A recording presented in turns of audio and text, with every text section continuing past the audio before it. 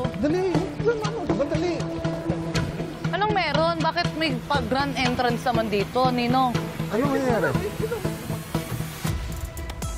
Dali mo talaga naman madali. Sino to ba tong mga to? Sino to? Bakla, ano tong mga Good morning.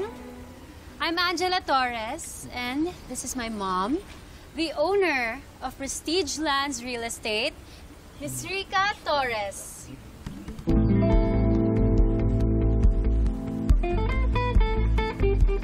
Ay, Mayor.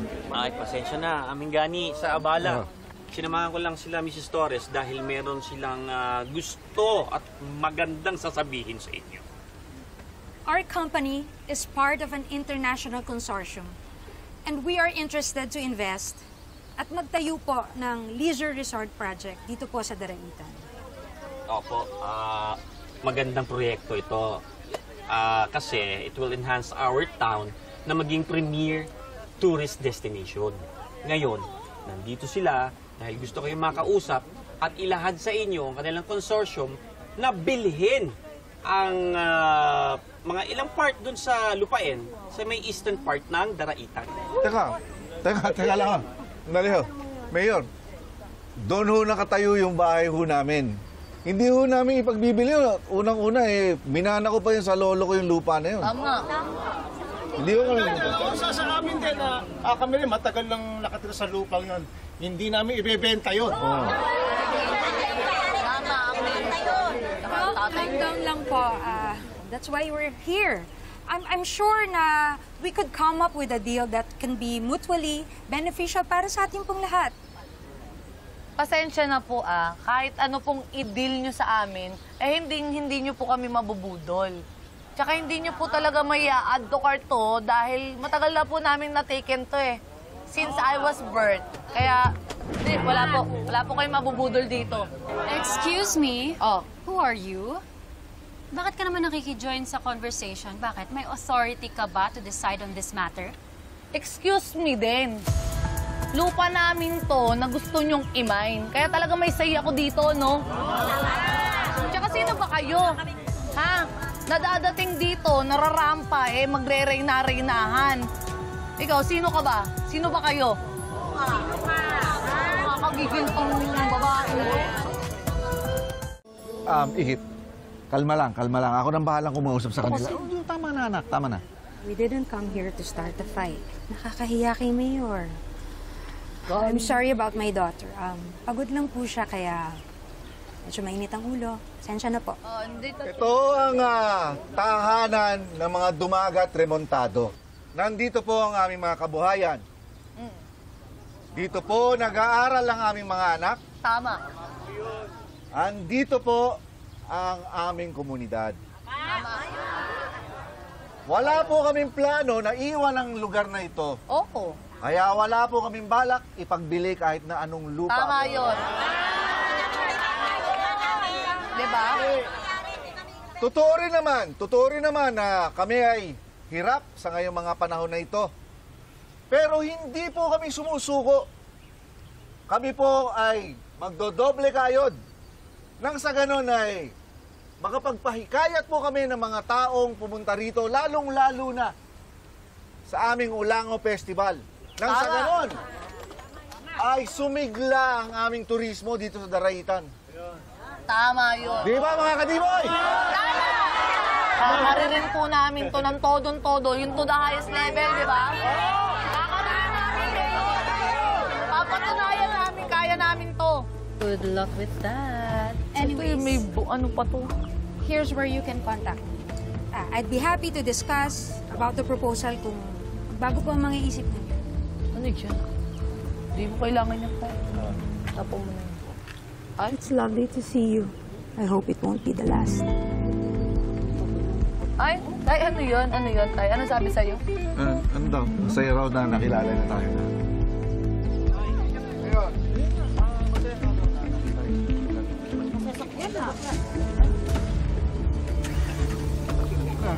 Tapon mo yun, Tay. Sige na, umalis na kayo. Hindi namin bibenta, Mayor. Hindi namin bibenta. Ang magandang araw mga kadimoy!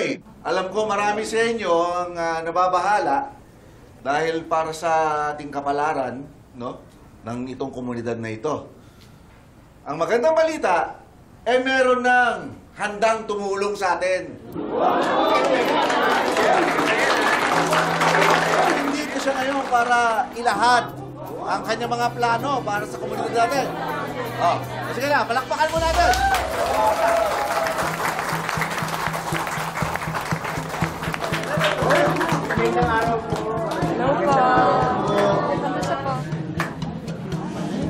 Tay! Anong ginagawa niyong mag-inang yan dito? Akala ko po ba tutol kayo na ipagbili yung lupa natin mga dumagat? Ha, di ba? Sandali.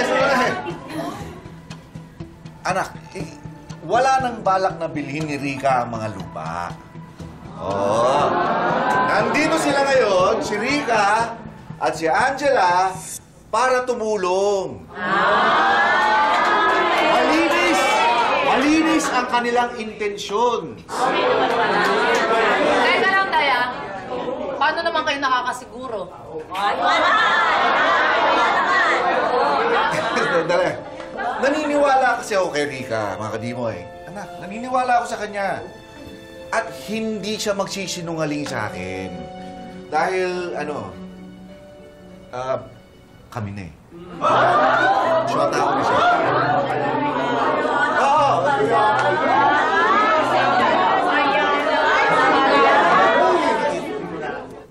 Matagal ko nang kilala si Rika.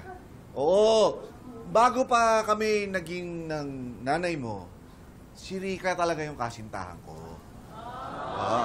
Ngayon, nung nagpunta ako sa bahay niya para sana sabihin yung mga problema ng ating komunidad, no? Medyo nagkakwentuhan kami at napagtanto namin na meron pa pala kami nararamdaman sa isa't isa.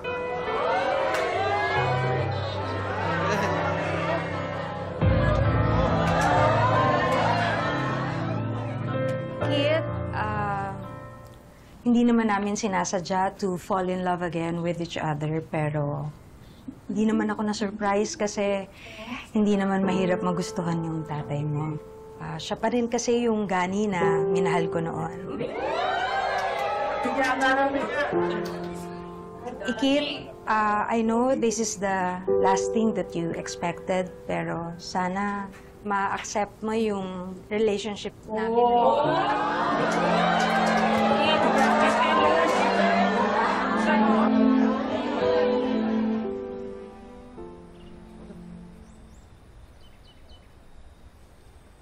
Tay naman. Bakit hindi nyo naman ako sinabihan na may ganito kayong pasabog? Sinsya ka na, nak. Natakot kasi ako magsabi sa'yo. Tingnan mo naman yung reaksyon mo. Kahit na, Tay. Kung nahihiya kayo, nasabihin sa akin ng personal, sana man lang ipini-isdakin nyo, di ba?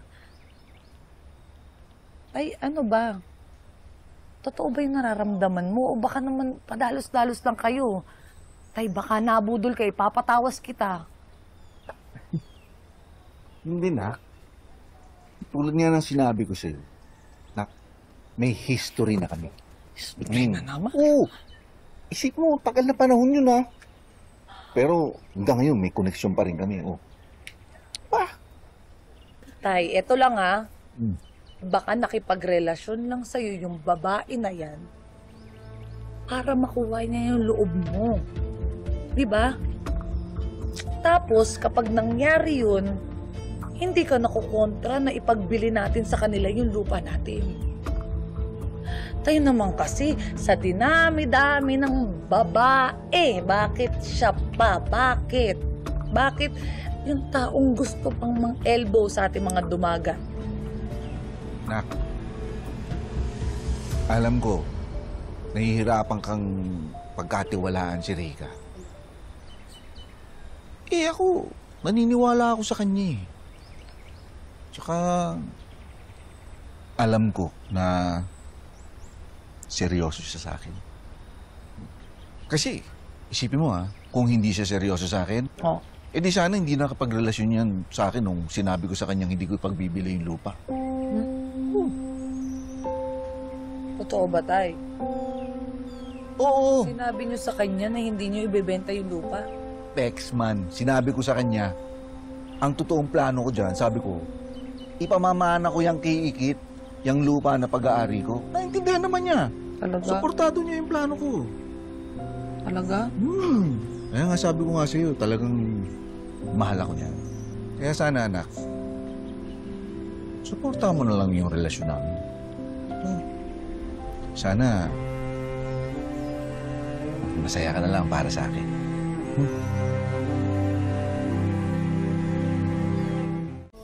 Alam ko po na nasabi po sa inyong lahat ni Gani na hindi ko na po bibilihin ang mga lupa ninyo. Pero po, kung sa tingin ninyo na makakatulong po sa inyo at sa inyong mga pamilya na ibenta ang mga lupa ninyo, we promise na hindi po namin kayo pababayaan.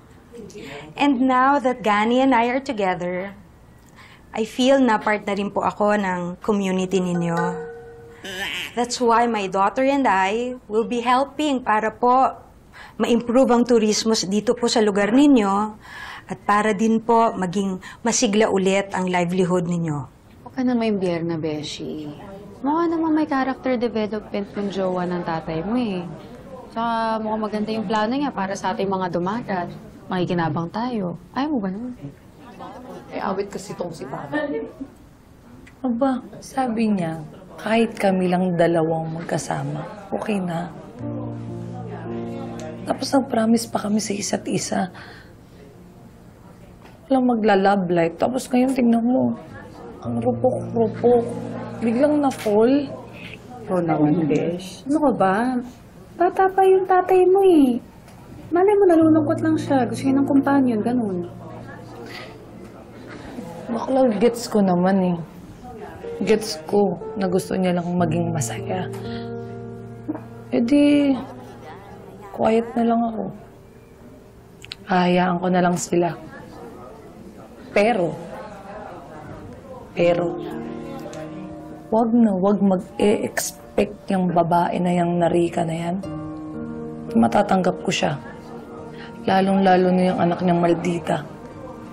Hindi ako maniniwala sa kanila hanggat hindi nila mapapatunayan kung sincere ba talaga sila kay tatay.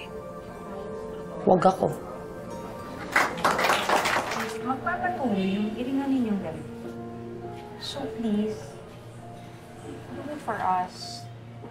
Please. May hirap ka. May hirap pa yun.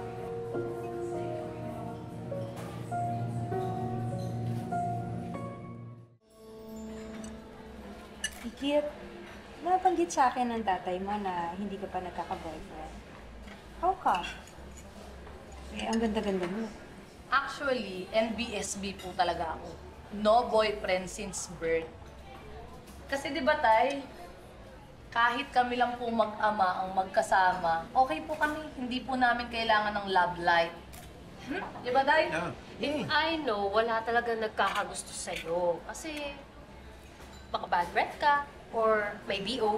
BO. Body odor. Excuse me. Kahit tumira ka pa dito sa kilikili ko, fresh na fresh to yung arte mo. Teka. Angela, sabi sa akin ng mami mo na tourism din daw pala yung natapos mo. Pareho kayo ni Ikim. Yes, magna cum laude. Ikaw, Iki. Anong honors? Wala. Pero at least ako, love ako ng teacher ko at saka ng mga kaklase ko. Hindi kagaya ng iba dyan. Walang nagmamahal. Ah, talaga? Love ka nila? Eh, bakit di ka nila pinapalo sa vlog mo? Baka pinag-plastic ka nila. At least hindi sila kagaya mo. Hindi nabubulok. Are you calling me plastic? Ay, ang galing. Nagets mo kagad. Tama na. Nakakahiya na eh. Tingin na tayo mga tao. Tama na, ha? Can't we just have a peaceful and quiet dinner na hindi kayo nagtatalo? I'm sorry, Mom. I tried. I just really can't stand her talaga. Sorry, mami. Sorry po. Hindi mo rin po sinasadya ng anak ko. Babayaran ko na lang yung natapon ng pagkain. Anak, ayos ka na ba? Grabe, ang bilis ng karma. Alam mo, sinasadya mo, no? Siguro nakita mo na may paparating kaya binangga mo yung baso para umatras ako, para mabangga ko yung waiter. Huwag ka nga praning. I didn't do anything wrong. Tama ka na, akla, ah. Guilty ka. Guilty ka. Anak, tumigil na kayo. Nakaka-iskandalo na kayo. Nakakahiya. Ay, alam mo naman palampasin ko yung ginawa nitong babae na to. Eh, halatang halata naman na gusto niya lang gumante dahil sa nangyari kanina, di ba? Ano ba, Igit? Aksidente yung nangyari. Walang may gusto nun. Huwag mong sisihin si Angela. Tay, katayan niyo akong paniwalaan. Ha? Na imbis na ipagtanggol niyo ako, bakit parang ako pa sinisisi niyo? Kaya akala ko partners tayo. Pero bakit hindi niyo ako kinakampihan? Igit. Ay, Igit.